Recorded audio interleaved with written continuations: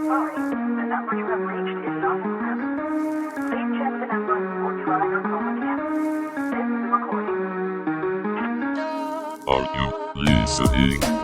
Listen to people, learn what you can. What is racist and what is just ignorance? If you've got a friend or an ally or somebody in your corner there to support you, amazing. I just can't wait for the day where we're no longer pleasantly surprised that someone is LGBT+. Ask questions on a personal level, do better. Asking pronouns. It was like the moment that I realised I was different. Winning that award topped this year off for me. Because without you, this world wouldn't be the same. Are you listening?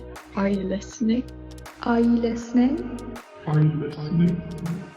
Welcome back to Are You Listening, the Oxfordshire Youth Podcast. Are You Listening is a podcast for young people, by young people, to discuss all of the things that they're passionate about. At Oxfordshire Youth, we wanted to make sure that young people had a space to fully express themselves in a way that they felt completely confident about. And that's how this podcast was created. We hope you enjoy this episode. I reckon I could play netball. I'm good at every sport, it's just I don't like netball. It's a big statement, that. You're good at every sport. Basically. How confident would you feel if someone asked you to talk about Black history? I wouldn't feel too confident because I don't know a massive amount about it. Yeah. That's the thing. Yeah. Don't know a huge amount about it. It's not really in the spotlight as much as You don't talk about sport. Huh? That's what you said, it's not really in the sport as much.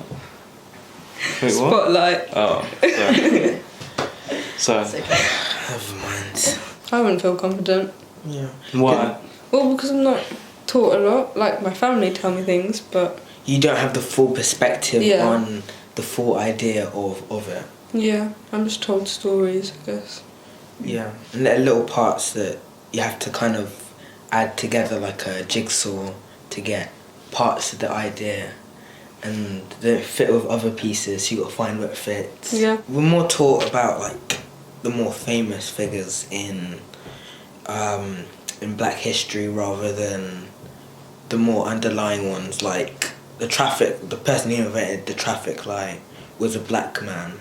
The person that invented the light bulb was a black man. And I think it's just not how do I say this? A lot of things are shrouded by their more wider counterpart. It's not talked about enough. And you got your Nelson Mandela's, Martin Luther King's. That's mainly over October and Black History Month, when it should be a wide celebrated thing over the entire year. Mm-hmm. And little bits of it added in the middle of the year, end of the year, parts that are relevant to the main subject that you're learning at that time, World War II. You could talk about the Harlem, the Harlem Health, I don't know, but they were a fighting squad that was predominantly black that fought with the French in World War II, and they became quite famous, but they're just not talked enough about. And it's it should be taught a lot more, especially for young black kids that don't feel like they have a big stand in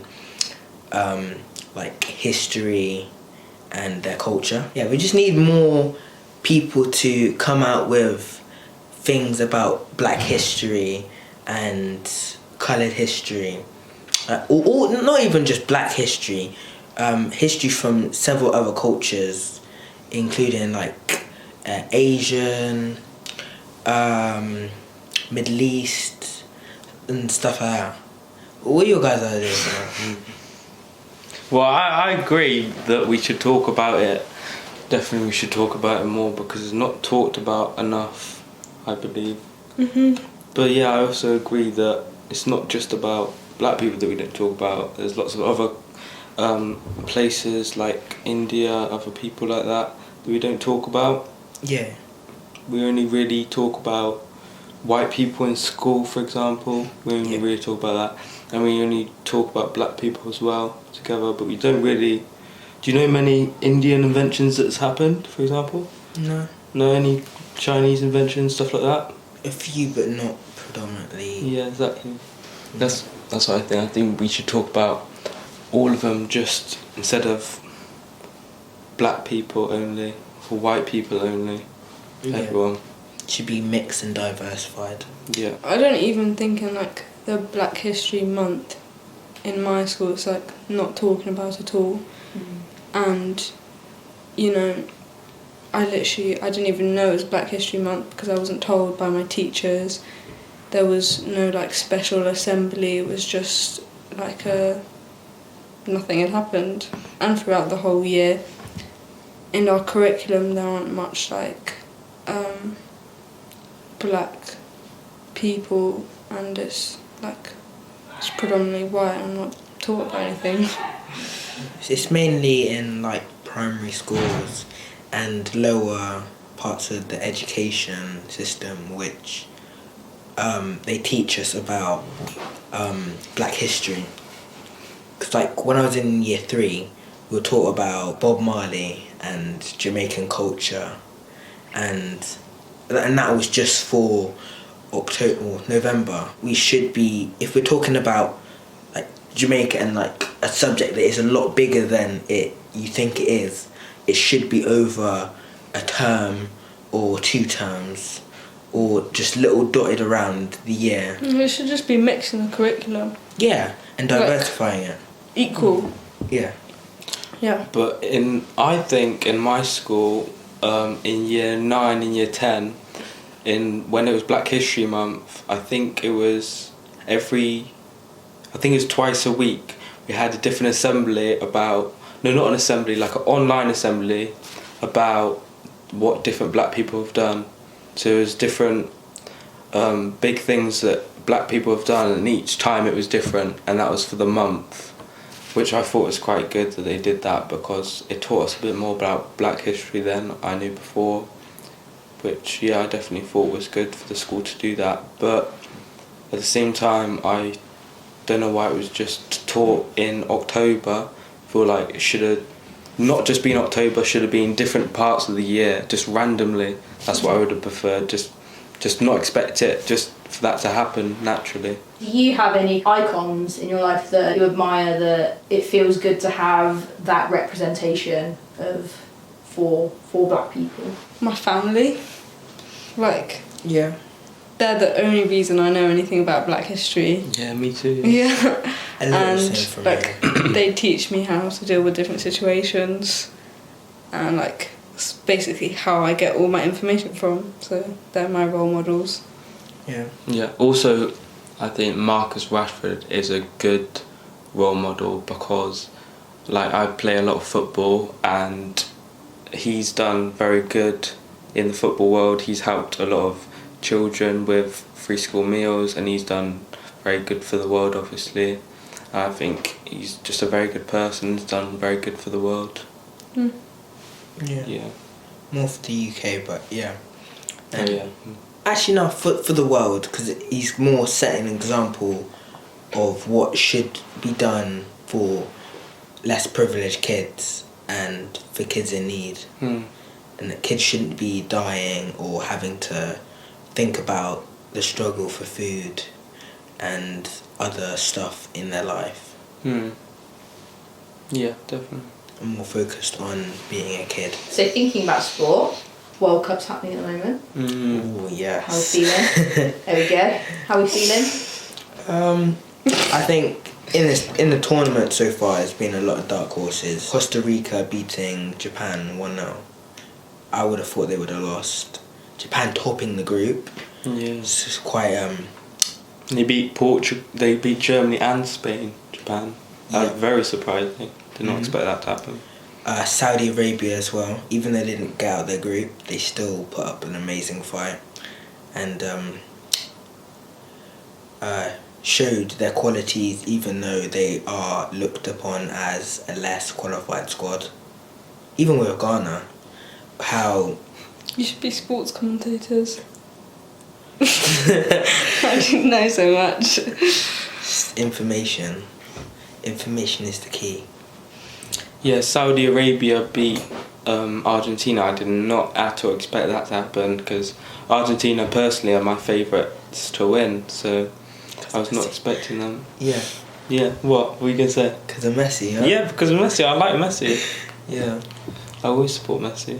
Always. And I think there's a match going on at the moment, Uruguay versus Ghana, and I would have thought Ghana would have gotten their revenge for, I think it's 2010, where Uruguay knocked them out in the in the quarterfinals, and Ghana would have been the first squad in the world, well, first African squad in the world to make it to a World Cup semi-final. It was a round of 16, wasn't it? You talk about today? Yeah. Yeah, it was a round of 16. No. Before in 2010. Oh, okay. I think it is a great opportunity to explore Middle Eastern culture and their way of life, but with that also comes a lot of controversy with the way that the tournament and stadiums were made, the rules and regulations which people have to follow when they go to Qatar, where the tournament is held, and how there's a lot of backlash that came with their rules and the things that they've said they will do if things that are not, how do I say this, permitted in their culture. Like a few days ago, I think it was Uruguay versus Portugal game, where a pitch invader ran on the pitch and had a save Iranian women and save Ukraine. No, respect Iranian women and save Ukraine, and was running with a gay flag. And in Qatar, the LGBTQ community isn't looked on as a positive thing, and it's quite shocking what might happen to him, and they've said that they might get life sentences, and usually in their laws people that are gay or part of the LGBTQ community are either given life sentences in prison or sentenced to death. And it's quite shocking, to be honest, and I think that it's a blessing and also a tragedy at the same time, and how stadiums were built with slave labour as it's thought to be, and how several people have reportedly died from building the stadiums. And it's quite a sad story to think about, how people are dying just for a tournament that's only a month or so. Yeah. And it's like, at what cost? The World Cup is known for bringing all types of people from all types of cultures together. I think the other day there was a dance battle between a few Brazilian supporters and Qatari supporters, and it went viral, and I was just thinking, it's crazy how two separate groups of people have come together to entertain and for a good time. I believe that, I don't think it should have been hosted in Qatar, but I feel like we should have really thought of that when they started making the stadiums, because obviously then we knew that they didn't allow LGBTQ and all that stuff. So I feel like we should have stopped it when we found out straight away, instead of talking about it now. But at the same time, it's a World Cup. It's always happened every 4 years. It's an exciting time. I always enjoyed the World Cup. I like watching football tournaments. I enjoy watching it. So I'm excited to watch it, but at the same time, it would probably be better if it was held in a more respected country that has more fair things to everyone. A woman being in sport, what are your feelings around that? So you're someone that enjoys sport, stuff like that, so what's your feeling? Well, I'm meant to play with boys and girls, but we're always separated into groups, and when we are put into groups and the boys are choosing the teams, they never they choose us last, because they just assume we're worse and that we're not good players, and it's annoying. And it's quite nice proving to them that we're not bad. But yeah, and that happens like all the time, and the coaches actually do the same. The men coaches, like, they try to kind of put women down. You're trying to say that there's kind of underlying sexism involved? Well, I guess because we're like literally not physically stronger, but a lot of hockey isn't about how hard you can hit the ball, and about like tactics and your game IQ and where you are positioned. Your spatial awareness. Yeah. Do you also feel, I think it's a bit about participation. I feel like that's part of it, because there's studies that show that boys are more likely to play sports than women are because of lots of different factors. Like, we learnt this in sports science, and it was quite because they didn't like to be seen in the kits, for example. That's why some women don't like playing PE. Really? Yeah. Yeah. And they don't want to be judged by people watching them. Do you ever get that? Like, people... No. Some other girls don't like being watched from boys watching them play sport. But it's not everyone. No. I don't. Neither do I. I think exactly. But I think it's just the idea. I think it's the idea that they don't want to be sexualized whilst they're playing sport.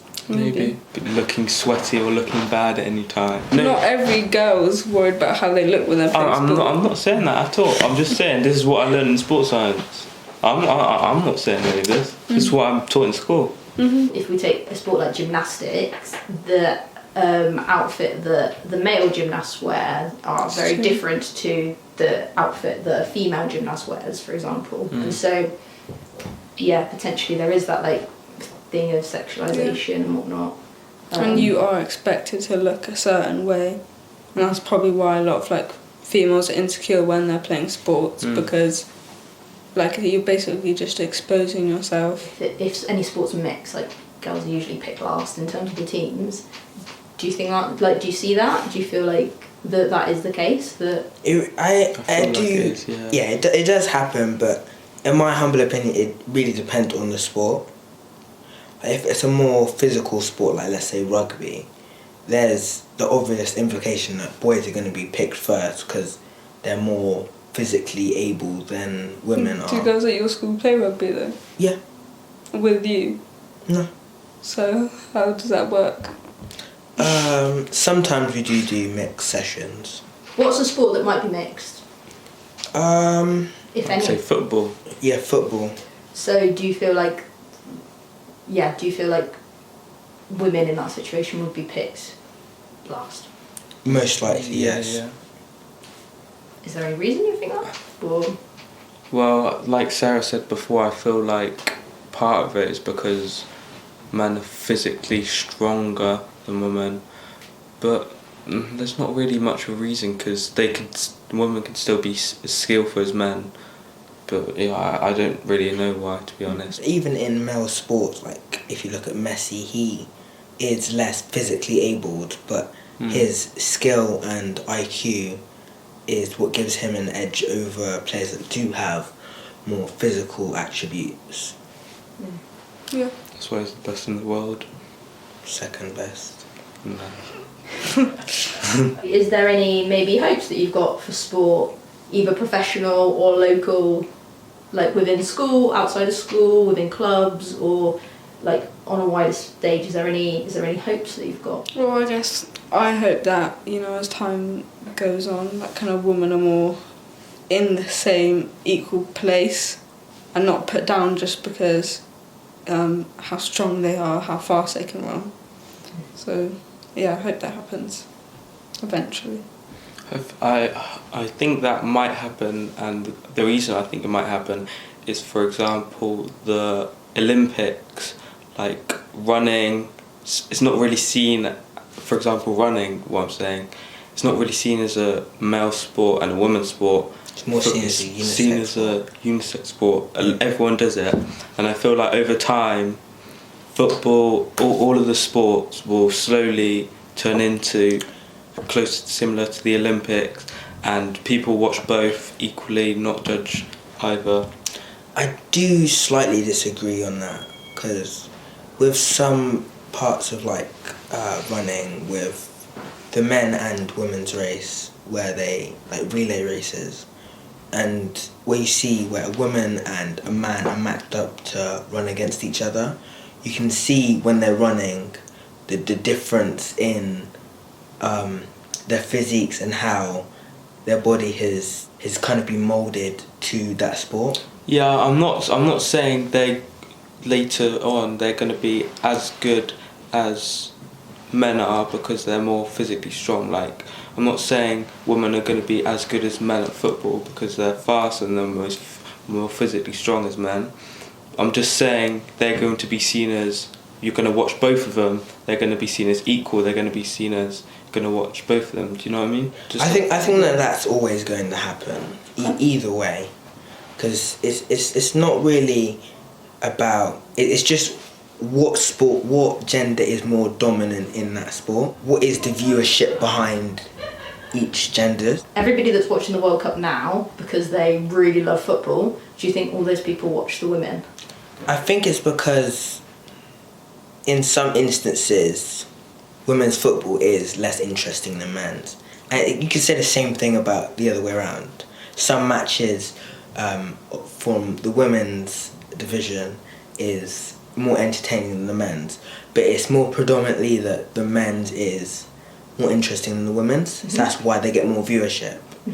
And on with like viewership and like how people talk about the pay gap in sports, the main reason for that isn't because because of sexism, it's because of the amount of revenue they make in that sport. Like, let's talk about the WNBA and the NBA, how the entirety of the WNBA, like, they make about maybe 210 million like a year on their revenue, whilst the NBA make maybe 2 or 3 billion.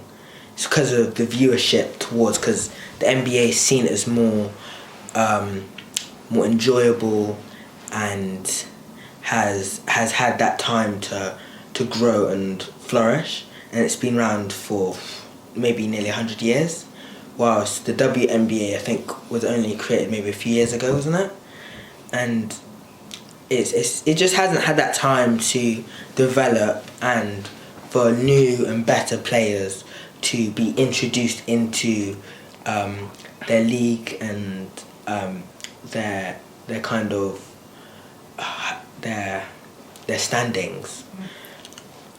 I also think that another reason why people are going to watch women's sport more is because recently, in the last couple of years, I've seen on adverts more women being on adverts as well as men. But before, I only ever saw men. I never saw a woman on an advert, really. And that just means that they're starting to get paid, and that means that if people see that, they might be more interested in women's sport as well.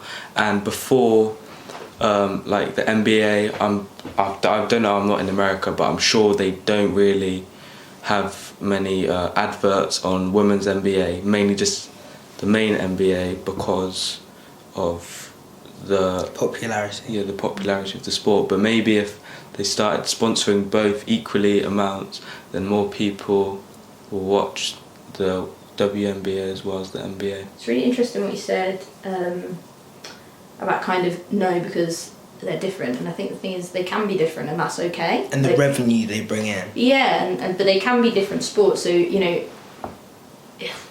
biologically, men and women are different. They have different strengths. Whatnot. And men are biologically more athletic than women, I think, in some aspects. Yeah. And so they can be different sports, and that's okay, but do they even need to be compared? But it's just right that maybe everybody has equal opportunity, that money's put into both of them, because if you don't put money into women's sport, then how can anybody, how can it grow? How can people... Actually, more money is put into women's sports than how much they actually make. Like how much they make from the revenue. And to me, it's like I understand, but I don't understand at the same time. Maybe it's how long it's been putting in. Yeah, like I said. Yeah, so for example, obviously with predominantly men's sport, there's been more resource put into it over a longer period of time, whereas we've only just really started looking at women's sport. And so, in 20 years' time, women's football might be at the level of like, there might be like a Premier League, and it has maybe not the same audience, but it has just as big an audience because it's had a long time of having money and resource put into it. Rather than just trying to pump money and just loads of money into it and letting it develop into like an amazing sport and entertainment category that it could be. And I can see the potential is definitely there, because there's a lot of young female footballers that I can see coming out of the academies and schools and stuff, which could boost that into the sport that it can be. World Cup prediction, who's going to win? Go to Sarah first.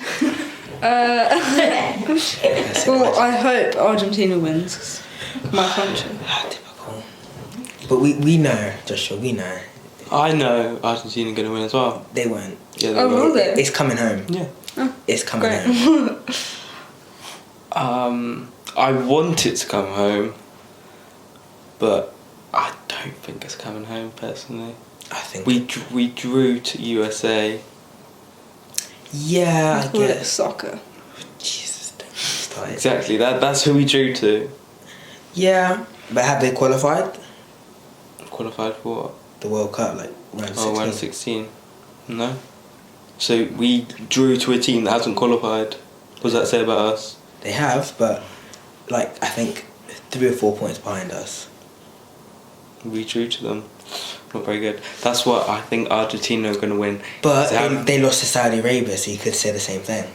I think Argentina are going to win because they have a very strong team. They have the best player in the world, in my opinion. Formerly best player. No, I'm saying they have the best player in the world. Formerly the best player. No. It wasn't a question. He's formerly having a statement. He's not the best They player. have the best player in the world. No. Messi. No. That has played very well in the World Cup so far. And I think and I hope that he will win the World Cup. I agree. I feel like that's what he deserves. One thing I really want to see is Portugal versus Argentina in the finals. Be very entertaining. That will be an entertaining game.